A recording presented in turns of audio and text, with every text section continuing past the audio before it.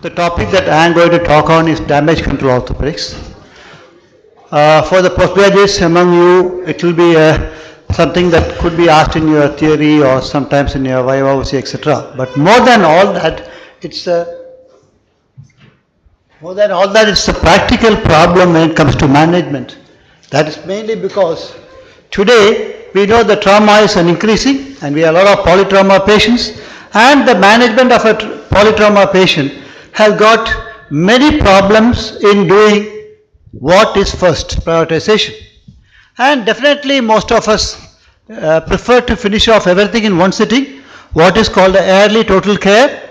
We prefer to fix all the fractures in one sitting because it makes us an efficient use of our operating system, theatre and the personnel. And also once we fix the fractures, the patient is much easier for looking after the other injuries to the patient, for the further test and for other problems too. So this is what is called the early trauma care.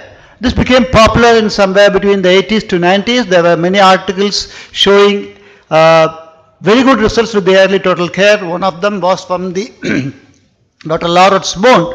The principle of early total care was fix the long bone fractures within 24 hours, resuscitate aggressively. That was the main theme behind it. And this article showed that early definitive surgery or ETC was shown to decrease late complications. Now just think of a scenario before we go to the talk. This was a young adult who came with the RTA with a bilateral fractured femur. The other side is not seen in your X-ray. What is important here, you can see the dislocation of the right hip. He had a chest contusion. He had a loss of consciousness, but nothing else to suggest head injury. Vitals were stable. The hip dislocation gave us the priority. So the tendency was for early trauma total care. The same day nailing of both femur and reduction of the hip was done. Fortunately, the hip came by close reduction. You can see that. But the story didn't end. 4 days later, he had a florid ARDS. You can see the X-ray. And of course, the picture of the lung is not his. That is from the net. The ARDS was fatal. Autopsy confirmed ARDS. Now the question remains, if probably we did not do early total care, if we had gone for another alternative, would it have happened or would you have still had the same result? That is the question between early total care versus a damage control orthopedics. What is the evidence-based answer for the question? Will come in the end. So between early total care and damage control orthopedics, now what do? We know that there are several situations in which you cannot fix the fractures in early sitting, particularly when the patient is unstable, when he is in hypotension, when he is in hypoxia. All these things you cannot do a early total care, and that is an indication for a damage control orthopedics or DCO. Now, before we go into that, we know that what is damage control orthopedics? We know that today one of the commonest disease, if we can call it like that, is trauma.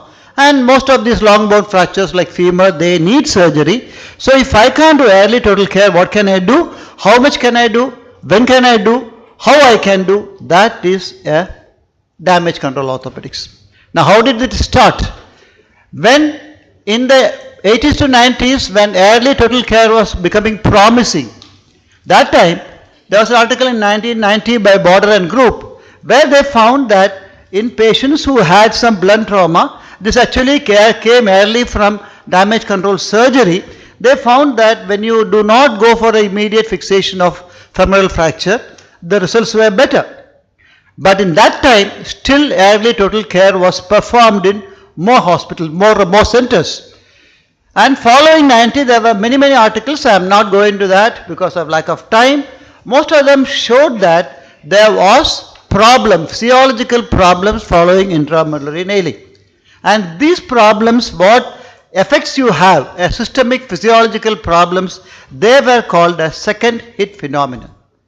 So there came the physiological basis for damage control orthopedics. That's a huge topic. I cannot go into that. I have given the references below. You can read them. There are very good articles. So the main concept was As I told you, this came from the general trauma surgeons. They found that if you just do acute laparotomy, control bleeding and pack off and do surgery later, it was good.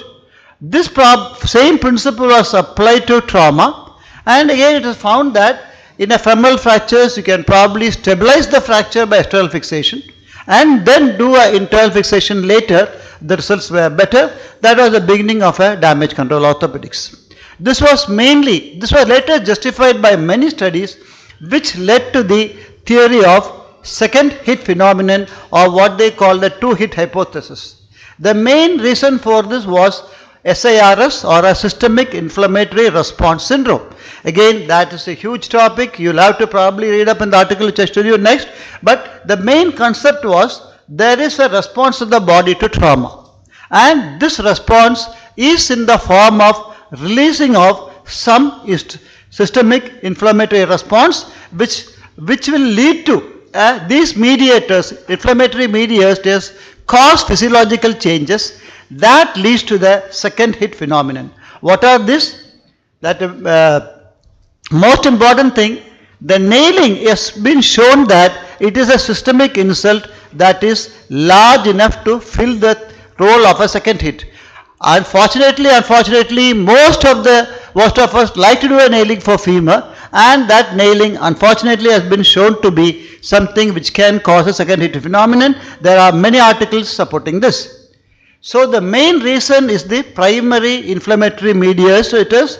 This includes interleukin 6 and so many others. You can see in this instructional course lecture in JBJS in 2005, excellent article you can give. That gives all the details about the various inflammatory mediators, which I am not going to go. But what is important is that if you do a surgical procedure, when these inflammatory mediators are already there and your surgery causes a second hit phenomenon, then the patient can be pushed towards a multi-system organ failure. And these mediators, they remain in the body for something around 5 days. So approximately that is the time when you have to avoid your surgery to avoid a second hit phenomenon. So in principle, what does DCO mean? It means that you avoid provoking a severe inflammatory response. So the idea is that you do not do surgery which are going to create a second hit. You do surgery where you just stabilize the fractures to prevent further tissue damage, prevent the possibility of compartment syndrome, and allow the patient to be mobilized for general care and various tests what are necessary. This stabilization of fractures are comparatively simple. If you are thinking of upper limb, you can do a splinting or a sling will be enough. Even for fractures below the knee, again there are splinting will be enough. But unfortunately, for fracture femur, that is not so easy. For fracture femur, yes, traction alone or traction or splinting will not be possible. There you will need external fixation, and fortunately that does not cause that much blood loss or not invasive enough to act as a second hit. The next question is, when do you go from this external fixation to internal fixation? As I said earlier, it takes about 5 days for the interleukin levels to decline. So any definite repair should be preferably done within 14 days. And if you take this article in 2006 Journal of Orthopedic Trauma, it says that if you do a nailing within 14 days, there is no increased risk of infection. So the window of opportunity for the femur lies somewhere between 5 to 14 days. And within this 14 days, you can do an alternate treatment. But even after 14 days, the patient is not fit for a surgery which make a second hit, then probably you have to think of alternative methods. Now, this is not the only scenario. I'll just quickly mention the other scenarios. Long bone fractures or femoral fractures are not the only scenario where you have to think of a DCO instead of ATC. Maybe a patient with a head injury. Even with a head injury, where there's already a raised intracranial pressure, if there is a second hit phenomenon, if there are inflammatory mediators, patient may go for hypotension, hypoxia, and more brain damage. And similar thing also in a local and a soft tissue damage. If you have probably even a closed fracture with a soft tissue damage or an open fracture with soft tissue damage, there also probably you might have the same problem of the second hit phenomenon. Even there, the principle of external fixation stabilizing the fracture and later going for a definitive surgery will work. Sorry. I just go fast because time is going up. So when do you do a early stabilization be delayed? When do you go for a DCO? When the patient is probably hypotensive, when there are coagulopathies, when they have hypothermic, when there is traumatic injury, when there is significant vascular injury. In other words, where the patient is still unstable. Advantages already said, there is a minimal systemic insult, and there are other advantages that you are able to do a second job in a better situation. So the principles of DCO is that you do a reconstruction and the best situation for you and also best situation for the patient. But the answer does not end. Is probably the DCO the only answer? No, there are still areas of damage, like ETC came with a bang, then the DCO came. There are some areas where many questions are not answered. Most of the articles end up by saying that you need a large, just 1 minute more, a large prospective studies to give an answer if it is an evidence-based answer. But is it really ethical to recruit these patients for study? Is it practically possible to recruit such severe injury for any kind of a study? That is something which is very controversial. Even now, early total care is practiced in most trauma centers.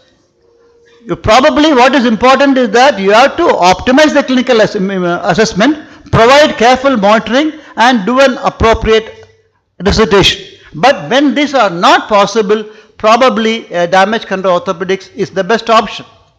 For example, if there is a patient who cannot be resuscitated, patient is hypotensive, then probably do an emergency X-fix and then later go for definitive surgery.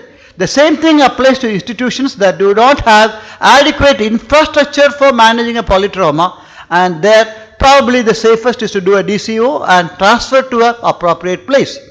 Just the last few slides. So the first question I asked for the patient which I had, should I have nailed him or not? Now we look at the recommendations. This is again from Evidence-Based Orthopaedics, a textbook, with 2009 edition. If you have an adult with multiple trauma injuries, should he undergo femur fracture within 24 hours? There is a level B evidence. Or in that situation, is a ream nail better than a unream nail or equally safe? Again, there is a level B evidence. But you come to the $1,000,000 question, is there evidence to say that a ECO is better or worse than a DCO, ETC is better than a DCO, or is early fixation worse or better than a damage control orthopedics? Unfortunately, the level of evidence is inadequate. In other words, today there is no evidence-based answer to say that damage control orthopedic works. And interestingly, the Lawrence Bone, he was one of the pioneers of the early total surgery, showing better results. This article from him in the February of last year, and this is actually on femoral fracture fixation with a chest injury, and this is the algorithm he has given. So if you consider my patient who had a bilateral femur fracture, if you see there in the same article, if the fracture femur, if he had a chest injury, but if he was stable and if he was not having an injury score more than 35, then he was fit for early total care. So probably, if you follow this article, still probably I was right in doing an early total care for the patient. But is that the answer? Probably no. If I am going to summarize, probably damage control orthopedics is very important for management of polytrauma. It has definitely improved the patient care from systemic, neurologic, other problems. But as of today, whatever DCO protocol, it makes very good theoretical sense, but there is no prospective data. And we probably need additional studies before we say that the DCO protocols can be universally accepted. As of now, there is no evidence-based data. So the real decision comes on an individual case basis. Before I close, I just want to inform you about a teaching program that I am planning in July 28 and 29 at Pondicherry. Last year we have good faculty for you. Details you can ask me later. Thank you very much.